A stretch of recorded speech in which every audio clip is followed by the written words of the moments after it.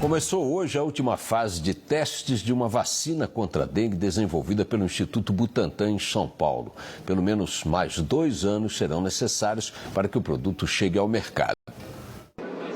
A presidente Dilma e o governador Geraldo Alckmin visitaram o ambulatório do Hospital das Clínicas em São Paulo, onde 10 pessoas foram vacinadas hoje com uma dose na terceira e última fase de testes da vacina brasileira contra a dengue.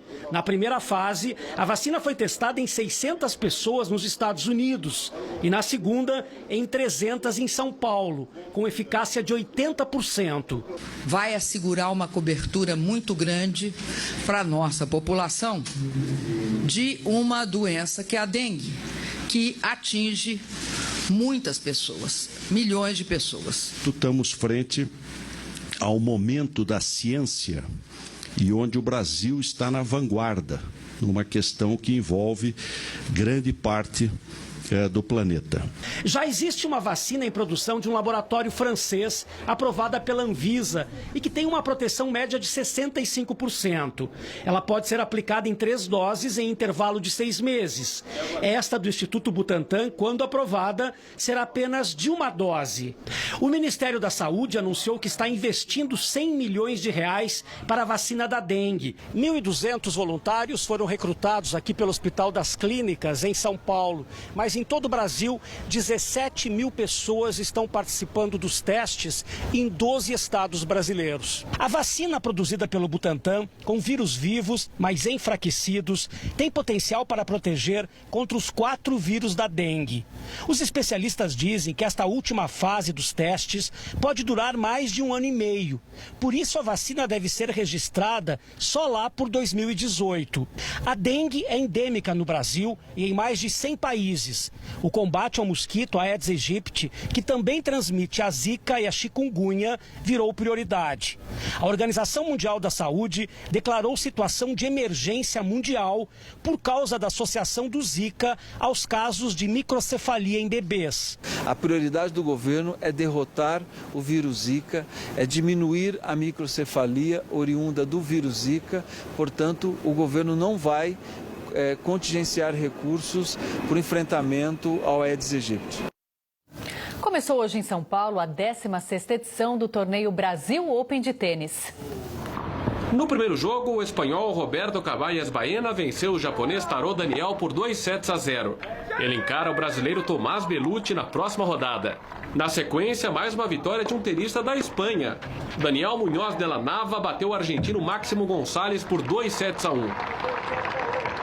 No primeiro confronto da chave de duplas, os argentinos Federico Delbonis e Diego Schwartzman venceram o também argentino Facundo Bañez e o espanhol Inigo Cervantes por 2-0. O canal Band Sports mostra as principais partidas do Brasil Open de tênis diariamente a partir do meio-dia. Os estrangeiros foram o destaque da rodada do fim de semana pelos campeonatos estaduais. Teve gol de artilheiro peruano, reestreia de ídolo uruguaio e técnico português, complicando o atual campeão brasileiro.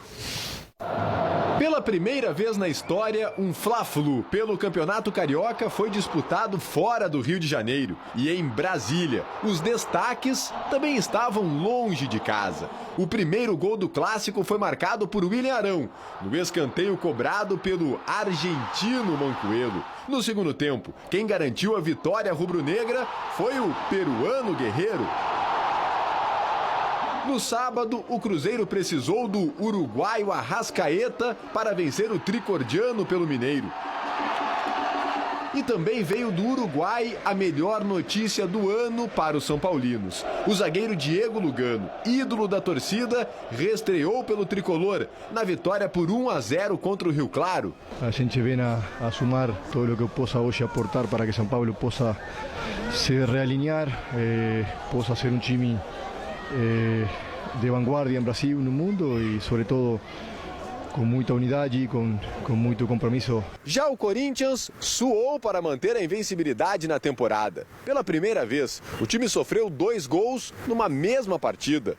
O culpado disso foi um treinador que cruzou o Oceano Atlântico para se destacar por aqui. Após ficar 2 vezes em desvantagem e ter que se desdobrar para garantir um empate em Araraquara, Tite fez questão de cumprimentar Sérgio Vieira, o português que comanda a Ferroviária, e rasgou elogios ao adversário. Ele fazia os 2 zagueiros abrir, o primeiro volante sair, 2 laterais, eu falo assim, muito leves e que infiltram muito. Vocês é que podem considerar se foi um duelo entre 2 estrategistas ou não, mas eu fiquei satisfeito pela organização do jogo das 2 equipes. Português, argentino, peruano e uruguaios são os estaduais pelo Brasil, cada vez mais internacionais.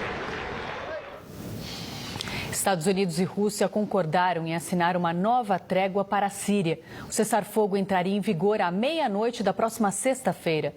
Assim como o acordo que falhou na semana passada, esse não contará com a participação de grupos rebeldes como o Estado Islâmico. Ontem, os extremistas realizaram ataques à bomba na capital síria, Damasco e na cidade de Homs. Segundo ativistas, quase 200 pessoas morreram nos atentados, a maioria civis.